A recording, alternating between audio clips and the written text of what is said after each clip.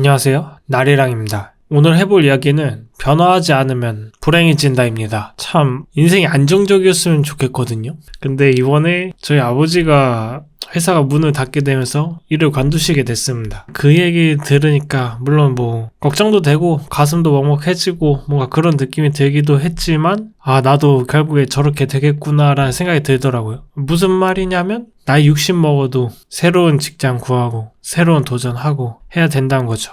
옛날에는 수명이 짧았잖아요, 사실. 저 어렸을 때까지만 해도 한 80이면 죽는다라고 생각을 했었는데 이제 막 100세, 120세 시대까지 가버리면서 60살이 그렇게 많은 나이가 아니게 된 것 같아요. 오히려 아직 살 날이 절반이나 남았고 그래서 새로운 도전을 할 수밖에 없는 나이인 거죠. 근데 제 때가 되면은 수명이 아마 더 늘어나겠죠. 그러면 60이 아니라 막 80, 100살까지도 새로운 도전하고 새로운 일 구하고 그러면서 살아야 될 수도 있다는 생각이 들더라고요. 그래서 저희가 항상 일을 하고 돈을 벌고 그게 다 뭔가 안정을 위해서라고 생각하거든요. 조금 더 단도직입적으로 말하면 편하고 싶어서 이긴 하죠. 근데 이번에 좀 느낀 것 같아요. 아마 안 될 거다.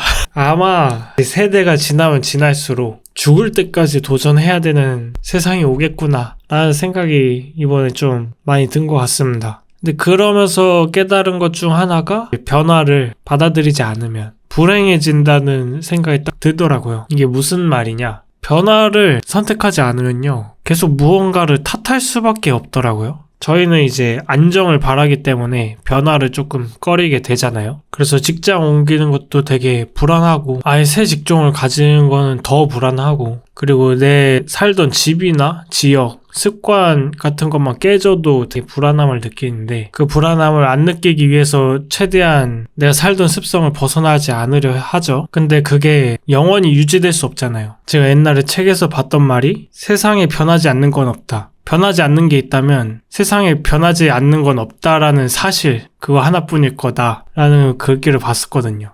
근데 그게 참 맞는 말이고 아무튼 근데 그 변화를 받아들이지 않고 내가 살던 대로 사는 것만 고집하다 보면은 아마 내 뜻대로 안 되는 부분들이 생길 거예요. 저희 아버지가 설계 일을 하셨었는데 옛날에는 다 손으로 자아로 설계도를 그렸었죠. 근데 지금은 이제 오토캐드라는 디지털 프로그램으로 설계도를 그리는데 만약에 내가 30년이 지난 지금도 손으로 하고 있다? 그러면은 일단 일도 힘들어지고요. 같이 협업도 못하게 되고 왜냐면 지금은 다 프로그램을 쓰니까 여러 가지 문제가 생기겠죠. 근데 이런 문제를 극복하기 위해선 결국 스스로가 변화해야 되잖아요. 나도 이제 종이에서 벗어나서 디지털로 그려보자 이런 도전을 해야 되는데 그게 싫은 사람은 이제 남 탓을 할 수밖에 없어요. 스스로 변화하지 않으려면 자기한테 잘못이 없어야 되거든요. 왜냐하면은 지금 변화하지 않음으로 인해서 생기는 힘듦이 내 탓이 아니어야지 변화하지 않는 게 정당화되거든요. 그래서 무조건 남 탓이어야 되는 거죠.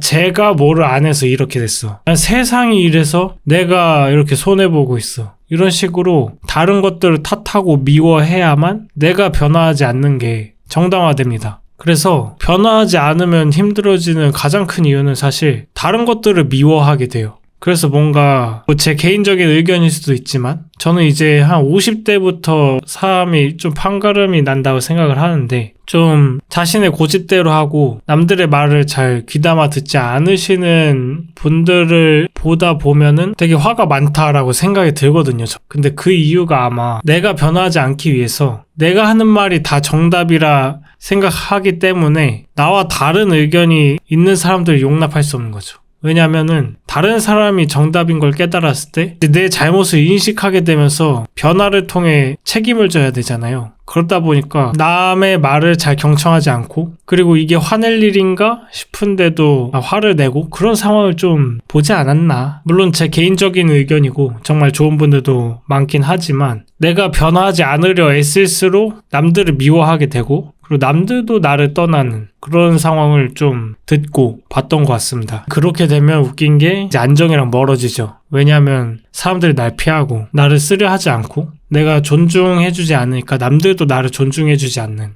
그런 상황에 빠지면서 계속 고립되고 이러다 보니까 오히려 안정과 멀어지는 상황이 발생하기도 합니다. 그래서 무변화는 사실 안정이 아닌 것 같습니다. 오히려 나를 더 괴롭게 만드는 원인이라고 생각을 하고요. 오히려 변화를 택했을 때 인생이 더 안정적이게 변한다라고 생각을 하거든요. 이제 사람이 변화를 택하는 이유는 저는 고통 때문이라고 생각을 해요. 내 어떤 고통을 통해서 결핍을 느끼고 그 결핍을 채우기 위해서 이제 행동하는 거죠. 그래서 변화가 생긴다고 생각을 하는데 저는 그 태도가 결국에는 내 삶의 문제를 내 스스로 해결하려는 자신의 삶을 온전히 책임지려는 자세라고 생각을 합니다. 그리고 내 삶의 주체가 나임을 깨닫고 내가 책임을 져야지 내가 하고 싶은 거 하면서 살 수 있고 그리고 내가 더 나아가는 방향을 찾아서 선택할 수 있고 그렇게 생각을 하거든요. 그러니까 내 인생이 나아지려면 결국엔 내가 나를 책임져야 되는 거죠.